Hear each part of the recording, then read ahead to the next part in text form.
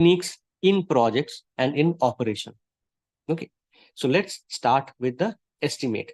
Now, if we talk about estimate, why do we need estimate?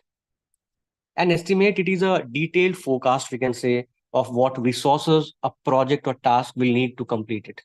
It is a quantitative forecast that includes expected costs, it includes labor hours, it includes material and other key elements which is required in completing a project.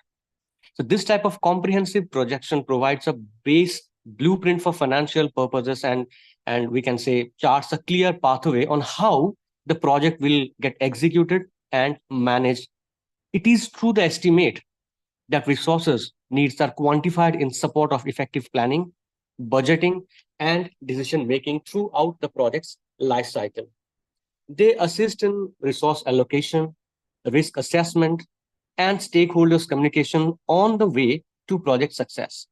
Apart from this estimate, it is required for a lot of reasons. So let's understand that thing deeply. First of all, why we do need this estimation? Because we need to perform so many work. How we are going to estimate the things? In this way. So we are going to understand bottom-up estimation technique.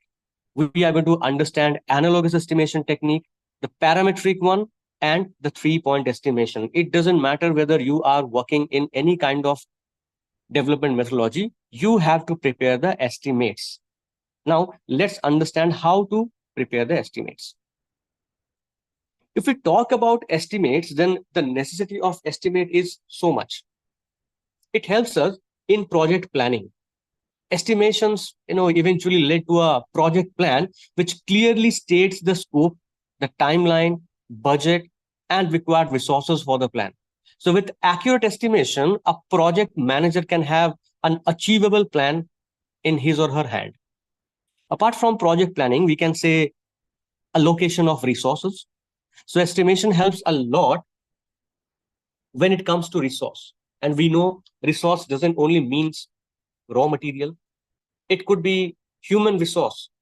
It could be physical resource.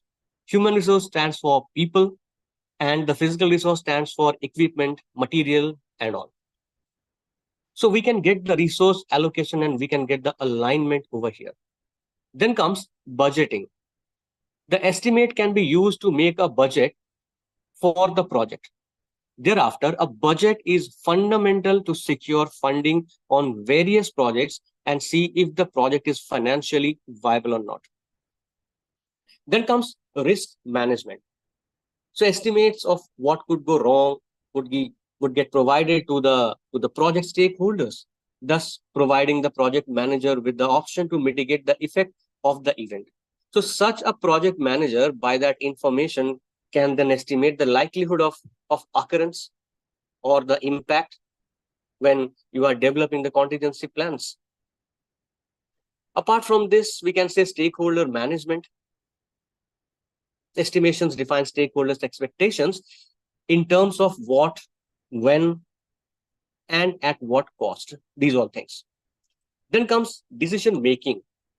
Estimations are the base to make a decision or whether to start a project or not. Which task could be started first, how to use resource, and so on. It also helps us in monitoring and controlling the processes. Like estimations help in directing and controlling the project by setting a reference point to determine the project's actual happening on comparison, the deviation aspect, which considers the corrective course of action.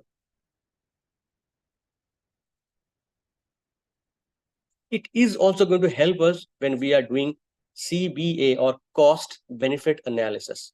So cost benefit estimation is going to help assess the relationship of each factor to the project and whether the stakeholder will benefit from considering the project or not.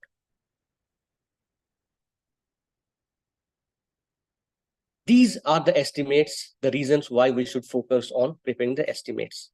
Now let's understand that what are the things based on which we can prepare estimate. First of all, we can prepare estimate when it comes to schedule. We can prepare estimate when it comes to cost. We can prepare estimate when it comes to resource. We can estimate when it comes to effort, and we can prepare the estimate when it comes to benefits. So there are long list for what we can prepare the estimate. But what estimate we can prepare or how we can prepare? Now let's understand that thing. First, we're going to talk about bottom-up estimation technique. A bottom-up estimation technique is very powerful estimation technique which works by decomposing a project into smallest and more detailed work packages as much as possible. When you see big project, you won't be able to understand how to prepare the estimate when it comes to schedule, when it comes to cost and everything. So what you can do, you can break the entire project into smaller work packages, and we can start estimating the cost. We can start estimating the time or resources, what we need. Lastly, we can make a sum of entire cost, and we can get the ultimate estimation what we need. That is what known to us as bottom-up estimation technique. Now, how we can perform that thing? So as I have mentioned, first of all, this is an example of work breakdown structure. So it's a school building. So first of all, if someone is telling us that how much it is going to cost if I try to prepare a multi-story school building, we cannot mention that because we do not have anything with us. How can we tell that thing? But yes, if we do have the entire project information, we can break the task like we have broke over here: site preparation, buying the resources, constructing the building, cleaning up, and handover deliverable. So these are the categories. So under site preparation, we can have site cleaning, we can have fencing, we can have so many things. So we can prepare estimate one by one, one by one, one by one. And later we can sum up the estimates for each and every task, and we can prepare the estimate what we are in need. Why to prepare this bottom-up estimation? We can have done more things, right? But we are focusing on preparing the bottom-up estimation because bottom-up estimation provides more accurate estimate since it is based on a detailed breakdown of the project into smaller tasks, which you can see. It is breaking down the project into smaller tasks so that it is going to help us to understand the scope and the requirement of the project in better manner.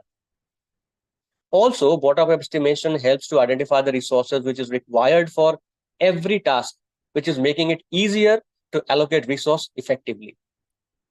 So we have understood why we should use the bottom-up estimation. But the question is when we can use this bottom-up estimation technique. So the answer is when the project is complex.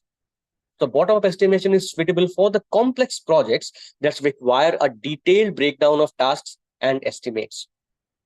When the project is having so many dependencies, we can use bottom-up estimation. This estimation is very useful for the projects with many dependencies between tasks, as it helps to identify and estimate the effort and cost required for each task. So projects with high uncertainty, if we have this kind of project, then this bottom-up estimation is suitable for the projects with high uncertainty, as it provides a more detailed and accurate estimate of the effort and cost which is required. So in these areas, when we face these kind of things, we can use this bottom-up estimation technique. Now, if we focus on another kind of estimation technique, it is known to us as analogous. Now, analogous estimation, it is used in project management methodology that it uses the historical data from the past completed project. Analogy, the word is analogy. From analogy, we are getting analogous. That means when you have the details, the history of similar project which you have completed previously, in order to compare and prepare one estimate, you can use analogous estimation. So the project manager could use past project similar in nature to the one hand, taking previously set figures as a base estimate for the current venture. So the technique assumes that projects with similar features will most probably consume resources in a similar manner. But how to perform this analogous estimation? You have to first of all identify a similar project. So you have to find out the similar project with which you can actually compare the current project. You can compare the scope, you can compare the complexity, you can compare the requirement, and so on. Then you have to gather the similar project data. So you have to collect all the actual data, the time, the cost, the resources, what they have used to complete their project. Then you have to adjust for the differences, because we cannot see that every project is a clone of another project. Then it's not a project, because we know if we talk about project, then project is always having some new thing, some unique thing into it. So we need to adjust the estimate for the new project based on any differences between the two projects, like changes in scope, technology, or team experience. Then we can apply the estimate. So you have to use the adjusted estimate as based for the new project. We have seen bottom-up estimation, we have seen analogous. Now, why we should use analogous estimation? Because it is very fast. It is very fast. You can find a project that is similar to one. Okay. And you can start estimating the terms of scope and complexity and the requirement. You can gather data from the similar project. So you can collect data on the actual cost, time, and resources, which is required to complete the project. You can adjust for differences. That means you can create estimates for new project based on any differences between the two projects, like change in scope, change in technology, or team experience. And you can apply the estimate. So use the adjusted estimates as the basis for the new project's budget schedule and resource allocation.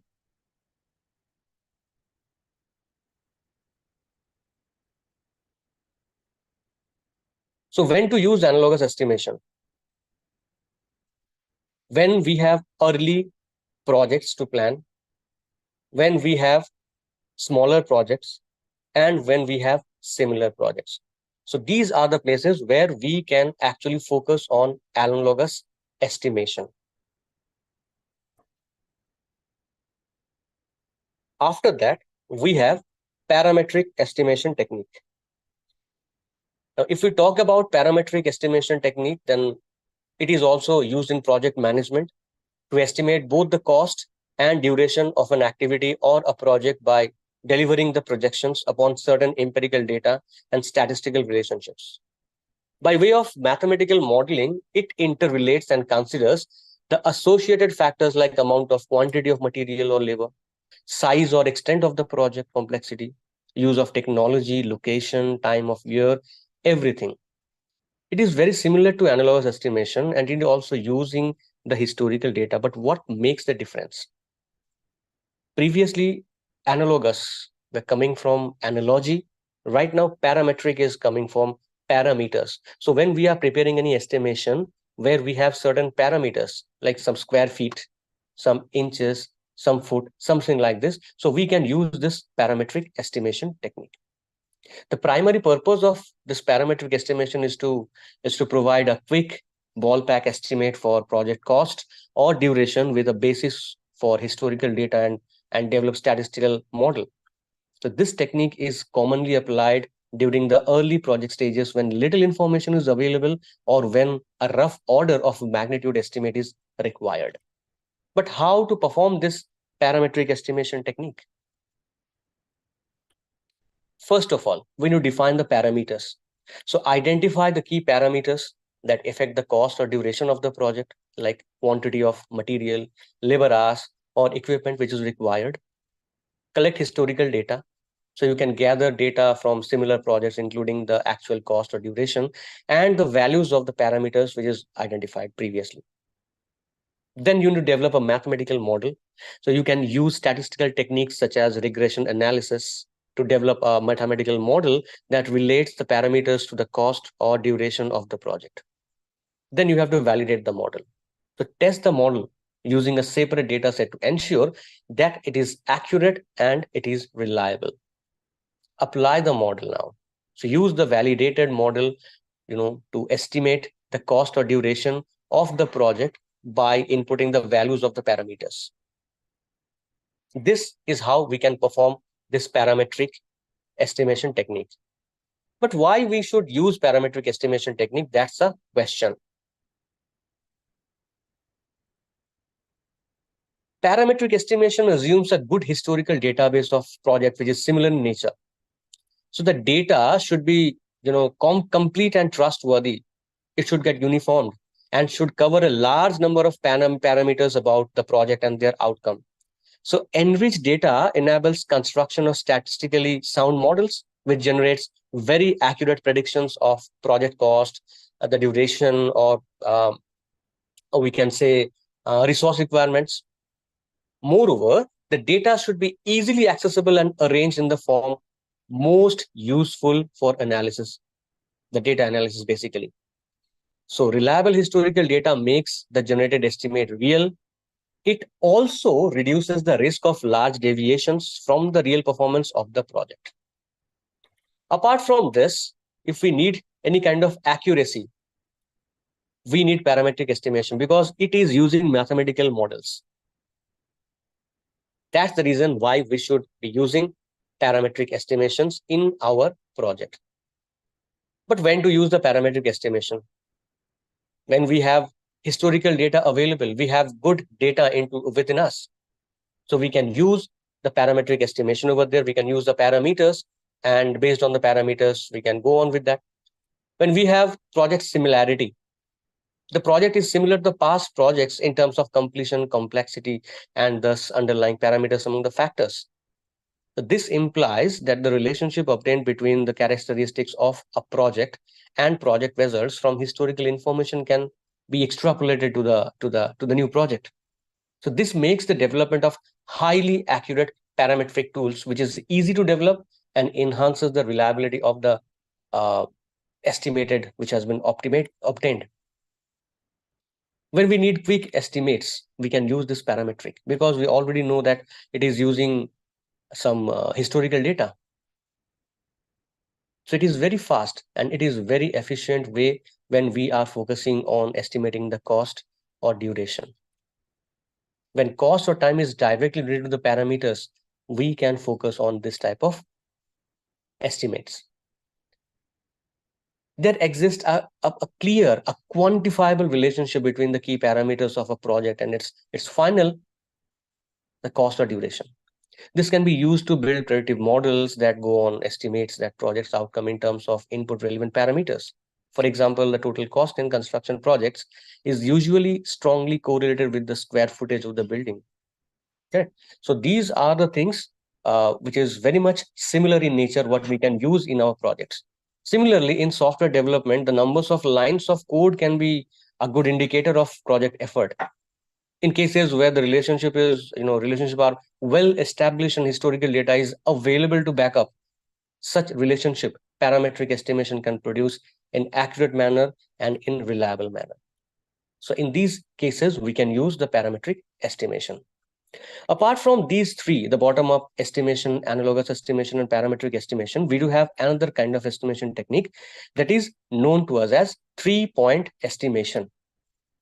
Okay, so when we talk about this 3-point estimation technique, it is a bit different from the others. So 3-point estimating is a project management technique which we can use to estimate the duration or effort which is required for the project activities or tasks. It is a more refined approach than traditional single-point estimating, as it takes into account the inherent uncertainties and risk which is associated with the project work. So 3-point estimation is going to help you as a project manager for uncertainties. But how to perform this thing? So you can see on the screen, there are 3 things. Okay, so in 3-point estimating, 3 estimates are made for each activity. The optimistic estimate, which stands for O, what we denote with O, the most likely estimate, what we denote with M, and the pessimistic estimate, what we denote by P. So these estimates are based on different scenarios, or we can say assumptions about activity duration or effort. The optimistic estimate, O, represents the best case scenario, assuming everything is going exceptionally well and there are no unforeseen obstacles or delays.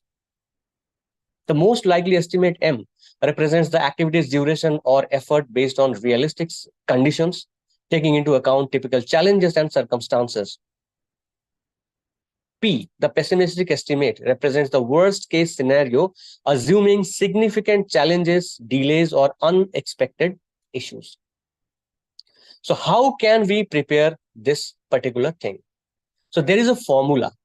The division is, the formula is a PERT formula, PERT, PERT, performance evaluation and review technique. So E, that means estimate, is equals to O plus 4M plus P divided by 6. When you get the result, it would be one of the most accurate thing what you are getting in form of estimates. So how we can prepare that thing?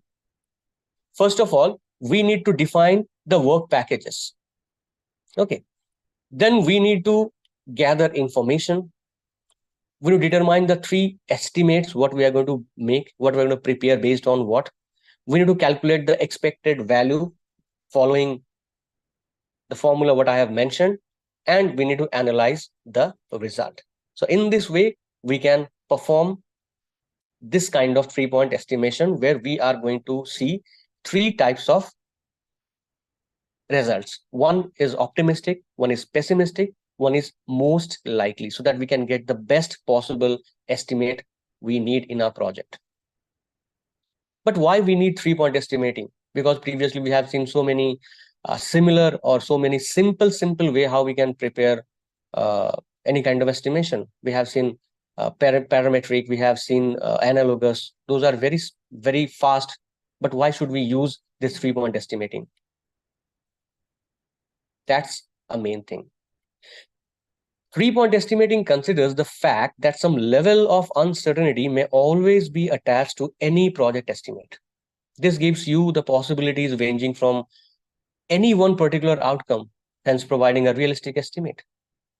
3-point estimating is going to provide you a range of estimates instead of a single point estimate. Previously, in all the estimation technique, we have seen that it is providing us a single point estimate, but here we are not getting a single point one.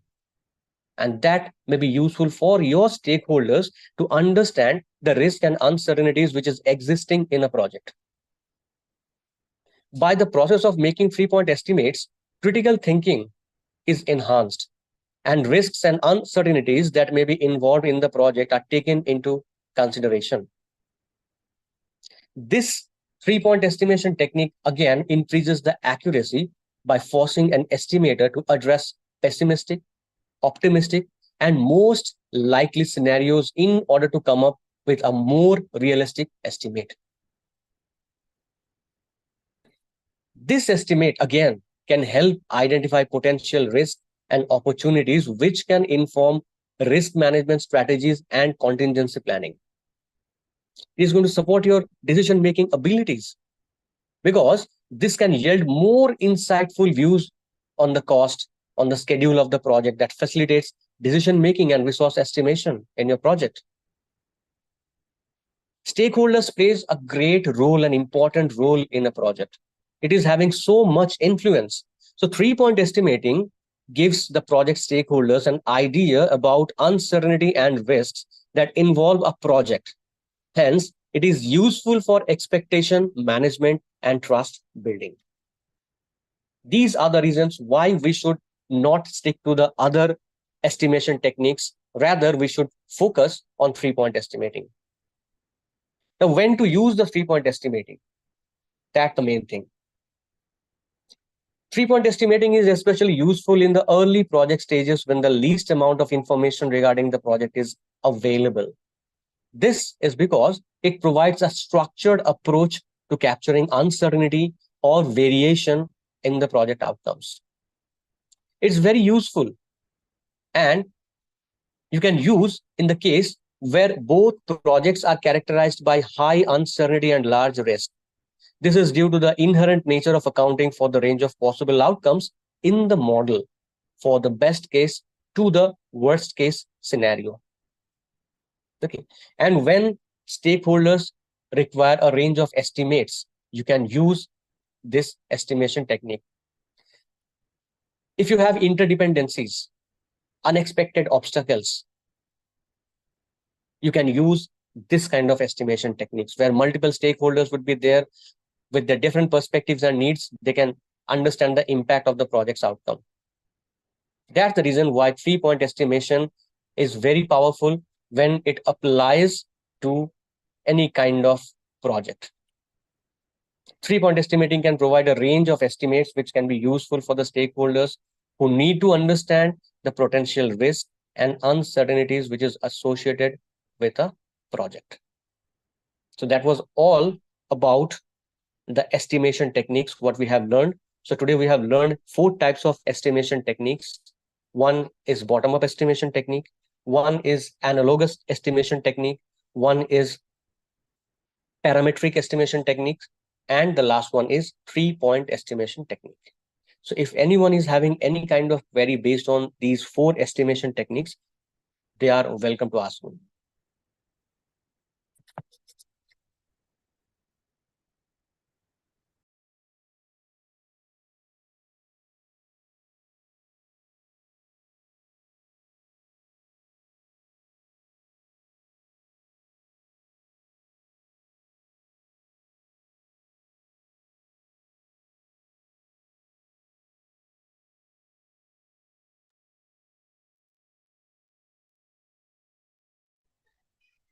Hello.